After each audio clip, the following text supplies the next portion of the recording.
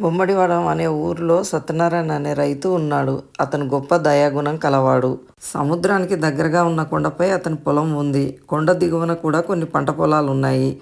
తన పొలం నుండి చూస్తే సముద్రం కనిపిస్తుంది. ఒకసారి కొండపై తన పొలంలో వరి కోసి కుప్ప వేస్తున్నాడు. సాయంత్రం అయ్యేసరికి పని పూర్తయింది. ఇంటికి బయలుదేరుతుండగా సముద్రం వైపు చూశాడు.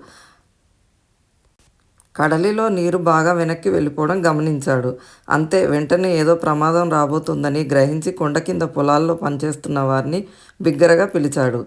ఎంత పిలిచినా వాళ్ళు రాకపోవడంతో ఏమి చేయాలా అని ఆలోచించి ఒక నిర్ణయానికి వచ్చాడు. కష్టించి పండించిన వరి కుప్పనంతా నిప్పు పెట్టాడు.